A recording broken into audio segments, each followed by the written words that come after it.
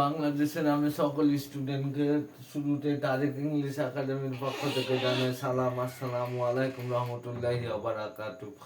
তো আজকে আমি একটা বেসিক একটা থিম দিব কি দিব থিম, সেটা হচ্ছে অ্যাডভার্ব সম্পর্কে আমরা হালকা একটু থিম নিব। আমরা বিস্তারিত পরে ক্লাস নিব। আমরা শর্টকাট অ্যাডভার্ব সম্পর্কে একটু হালকা থিম নিব। এখন অ্যাডভার্ব এখন কথা হচ্ছে এই যে অ্যাডভার্ব, তাহলে এই যে মনে করো অ্যাড আর ভার্ব, তার মানে ভার্ব, তার মানে ভার্বের সাথে কিছু একটা অ্যাড করে তো অ্যাডভার্ব উৎপন্ন হবে, ঠিক আছে না? অ্যাডভার্ব কথাটা শুনতে তো মনে হচ্ছে কি যে কি যেন একটা ভার্ব থেকে মনে হচ্ছে একটা উন্মাদনা শব্দ এসেছে, ঠিক আছে না? তো এখন প্রথম কথা হচ্ছে অ্যাডভার্ব আমরা যেভাবে একটা জিনিস ক্লু দিব, সে ক্লুটা হচ্ছে কি একটা সেন্টেন্সের ভার্বকে, কাকে? ভার্বকে যদি কেমন, কোথায়, কিভাবে, কি বললাম? একটা সেন্টেন্সের ভার্বকে যদি কেমন, কোথায়, কিভাবে, এই তিনটা মার্কার দিয়ে যদি আমরা কোশ্চেন করে যদি উত্তর পাই, তাহলে সেটা কি? অ্যাডভার্ব।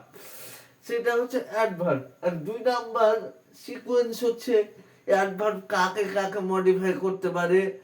পার্টস অফ স্পিচ কত প্রকার? 8 প্রকার।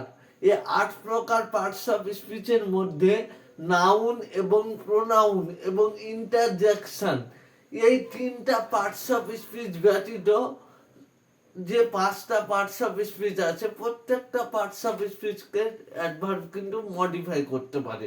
তাছাড়া এমনকি অ্যাডভার্ব হচ্ছে একটা এমন শক্তিশালী, একটা পুরা সেন্টেন্সকে একটা অ্যাডভার্ব মডিফাই করতে পারি। তাহলে আমরা মজার ছলে কিভাবে মনে রাখবো? পার্টস অফ স্পিচের মধ্যে শক্তিশালী পার্টস অফ স্পিচ কোনটা? সেটা হচ্ছে অ্যাডভার্ব। তাহলে পার্টস অফ স্পিচের মধ্যে শক্তিশালী পার্টস অফ স্পিচ হচ্ছে অ্যাডভার্ব। তাহলে আমরা এখন উদাহরণে দেখি। বলছে she is a very beautiful girl, বলছে সে সে মেয়েটি অনেক সুন্দর, চমৎকার, মানে মেয়েটা দেখতে এতটাই সুন্দর যে বলার ভাষা নেই। মনে করো she is a very beautiful girl, এই যে বলছে, এই যে বিউটিফুল, এটা কিন্তু একটা অ্যাডজেক্টিভ।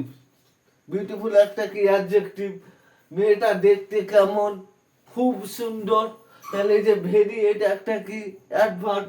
কারণ এখানে কিন্তু অ্যাডজেক্টিভকে মডিফাই করেছে। এখানে অ্যাডভার্ব কাকে মডিফাই করেছে? অ্যাডজেক্টিভকে। তাহলে আমরা যে সিকোয়েন্সটা বললাম, এই সেন্টেন্সের ভার্ব কোনটা? ইজ। একটা সেন্টেন্সের ভার্বকে কেমন, কোথায় বা কিভাবে দ্বারা প্রশ্ন করব। তাহলে সে মেয়েটি দেখতে কেমন? খুব সুন্দর। এই যে ভেরি, অত্যন্ত সুন্দর। তাহলে এখানে ভেরি হচ্ছে অ্যাডভার্ব। কারণ এই সেন্টেন্সে তাহলে কাকে মডিফাই করেছে? অ্যাডজেক্টিভকে মডিফাই করেছে। 2 নাম্বার বলছে সি সিংস এক্সট্রিমলি ওয়েল, সে খুব ভালো গান গায়, মানে সে এতটাই মনে করো টপার, মনে করো সিঙ্গার, মনে করো সে এতটাই ভালো গান গায় যে সে একটা ফেমাস ব্যক্তি। বলছে সি সিংস এক্সট্রিমলি ওয়েল, সে খুব ভালো গান গায়। সে কেমন গান গায়? খুবই ভালো, মনে করো। তাহলে এই যে এক্সট্রিমলি, এই সেন্টেন্সে কিন্তু এটা হচ্ছে একটা কি? অ্যাডভার্ব। তাহলে এই সেন্টেন্সে ওয়েল একটা অ্যাডভার্ব, এক্সট্রিমলি কিন্তু একটা অ্যাডভার্ব। সে সে ভালো গান গায়। সে কেমন গান গায়? ভালো। তাহলে ভার্বকে কোথায়, কেমন, কিভাবে দ্বারা কোশ্চেন করে, তাহলে ওই সূত্র মিলছে। আর এই যে এক্সট্রিমলি, খুব চরম, মানে একদম এতটা ভালো গান গায়, মনে করো যে যা বলাই ভাষায় প্রকাশ করে মনে করো বোঝা যাবে না। তো এই সেন্টেন্সে কিন্তু অ্যাডভার্বকে মডিফাই করেছে। 3 নাম্বারে বলছে the bird flew exactly over the head, পাখিটি, বলছে পাখিটি মাথার উপরে উঠছে, উড়ে। পাখিটি মাথার উপর দিয়ে কি উঠছে, মনে করো পাখিটি মাথার উপর দিয়ে উড়ে, মনে করো, মানে মনে করো আমার মাথার উপর দিয়ে একটা কি যাচ্ছে, পাখি উড়ে যাচ্ছে। তাহলে এই যে ওভার একটা কি? প্রিপজিশন। তাহলে এই সেন্টেন্সে এই যে এক্স্যাক্টলি, এটা কিন্তু একটা কি? অ্যাডভার্ব। তাহলে এই সেন্টেন্সে কাকে মডিফাই করেছে? প্রিপজিশনকে।